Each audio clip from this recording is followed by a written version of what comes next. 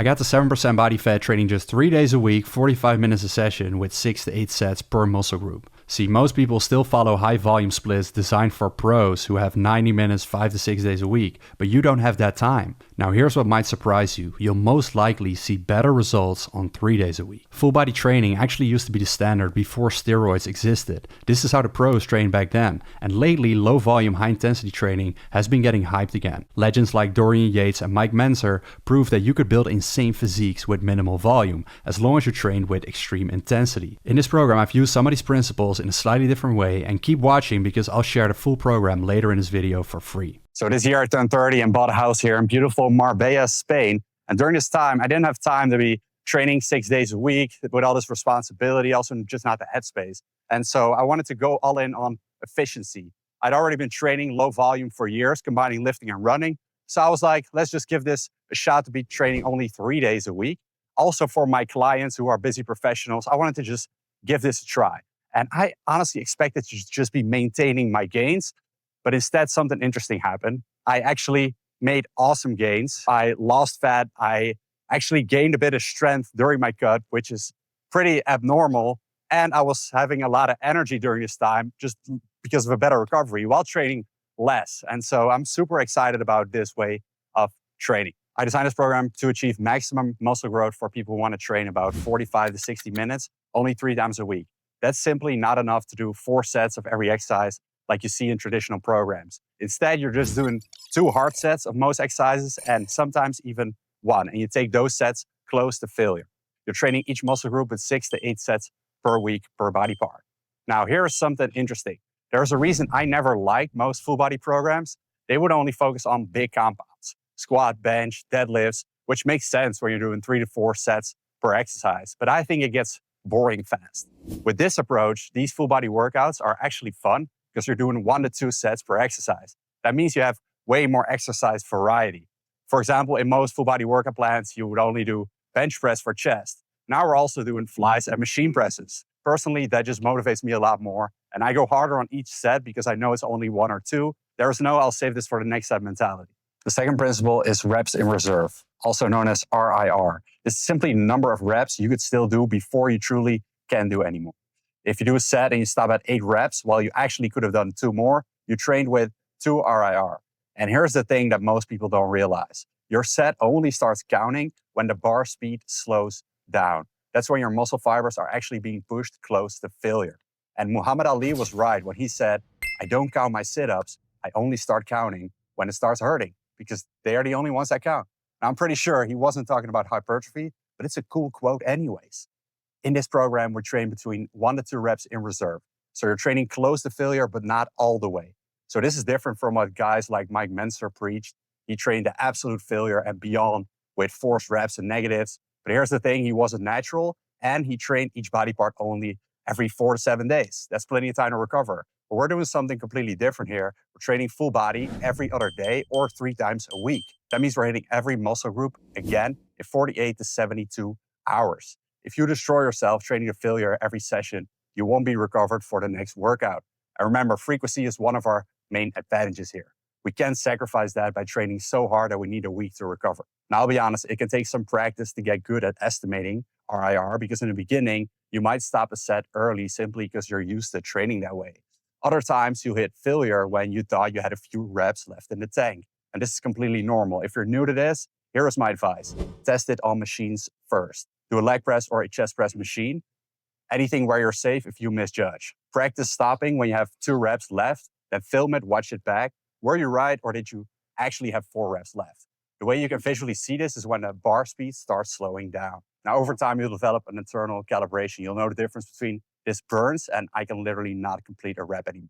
Now we get to principle number 3, rep ranges, where there is a lot of confusion. In this program, we train almost everything between 4 to 8 reps. And let me explain why this is optimal.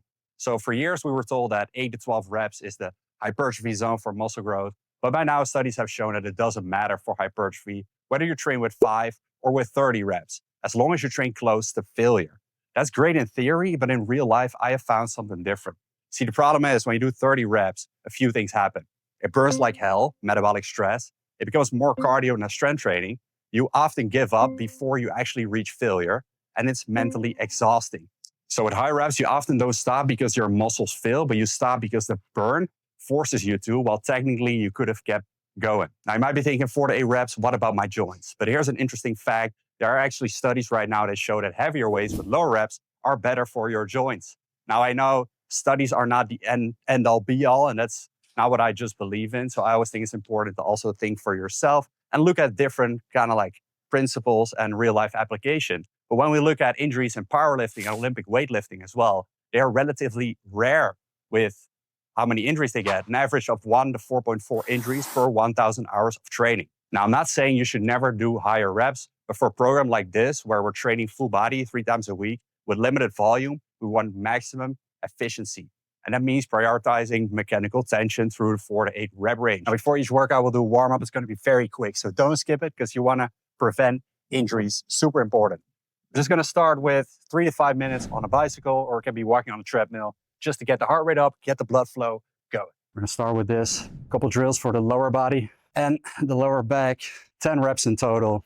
And again, 10 for each leg. Lower body done, and now we're going to do some upper body. So grab a cable handle and just put it on the very lowest weight. Very often you see people do this with a dumbbell. It's not effective because gravity goes down, so you want to use this cable. So we did 10 reps, and now we're doing 10 on this. Now let's start warm-up sets. This is what you want to do for your first exercise of each muscle group.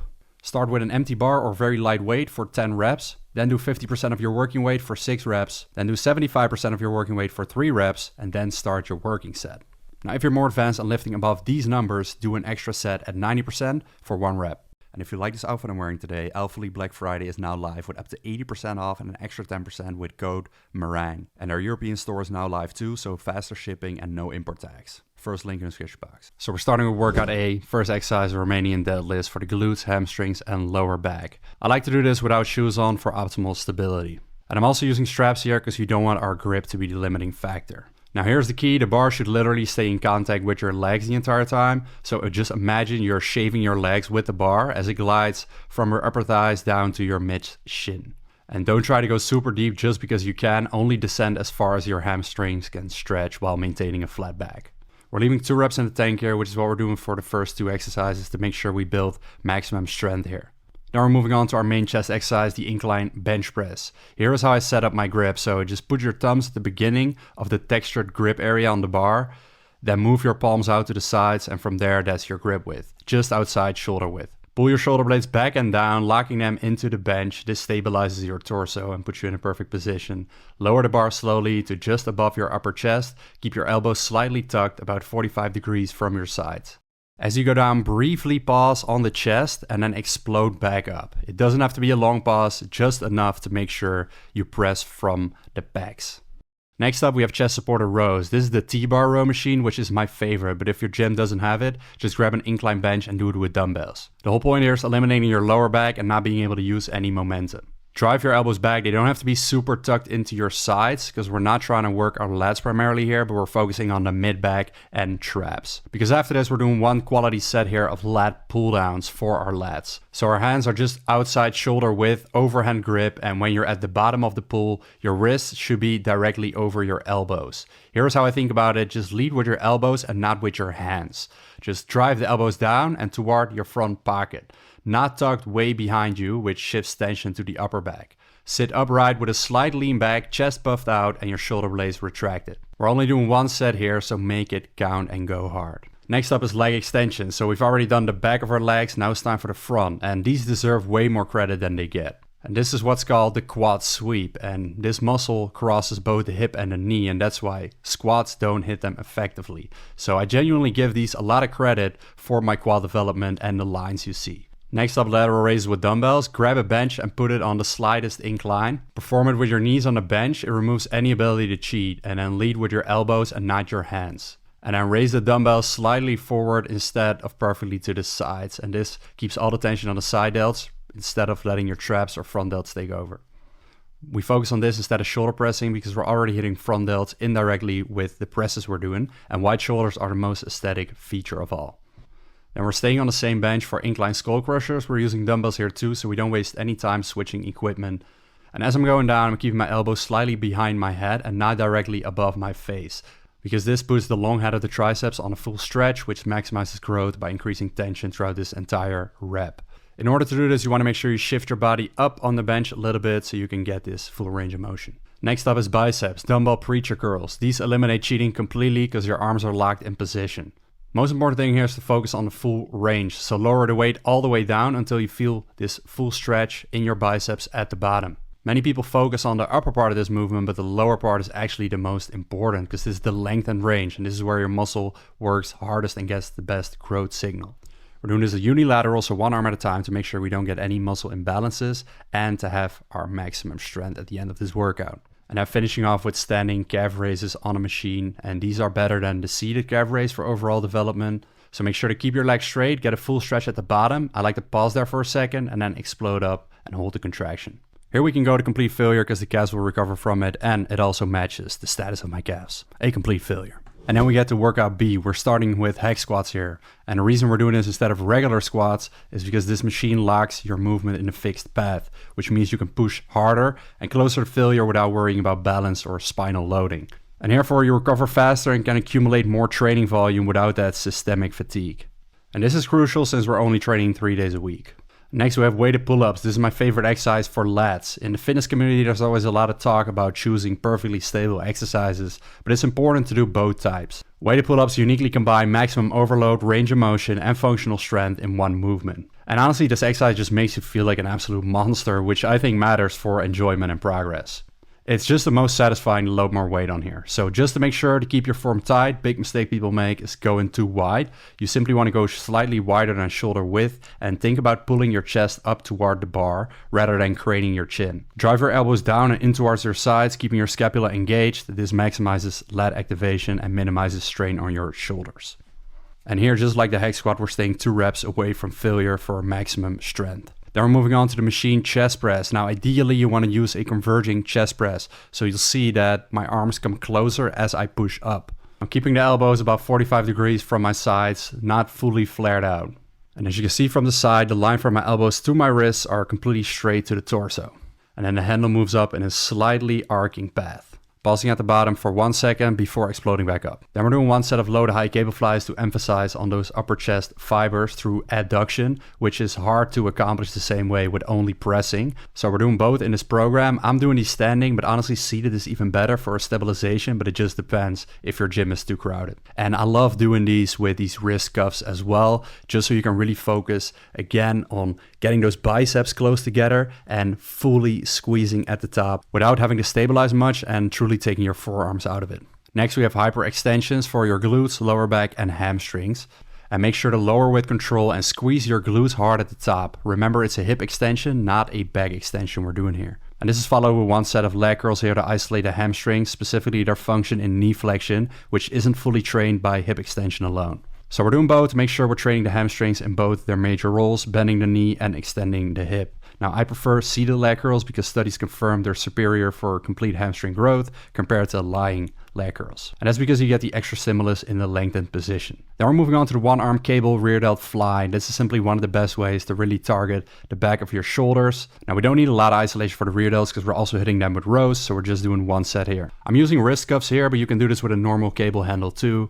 So start with your hand all the way across your body to get a big stretch on the rear delt, way more than with most dumbbell or machine flies. This increases the range of motion, and just try it out. The feeling is absolutely incredible. Then we're just doing 1 set of cable lateral raises right after, keeping the same cable setup so there's no rest in between. Set the cable station around hip height and begin with your arm across the front of your body. From there, you pull your arm up and out in the natural angle of your shoulder. So when you see the layout of all the exercises, it might seem like a very long workout, but since it's structured in a smart way, it actually doesn't cost us much time. So we're also doing the superset here for arms at the end on the same cable station. Now on day 8, we focus on the long head of the triceps. Now we're mostly targeting the lateral and medial head with the push down. And for the curls, we're doing a neutral grip here, which targets the brachialis and brachioradialis, the muscles underneath and to the side of your biceps, which gives your arms their width and makes the biceps really stand out from the side. And it also has the forearms, which is important too. So we're finishing off this workout again with calf raises, the same one as on day A.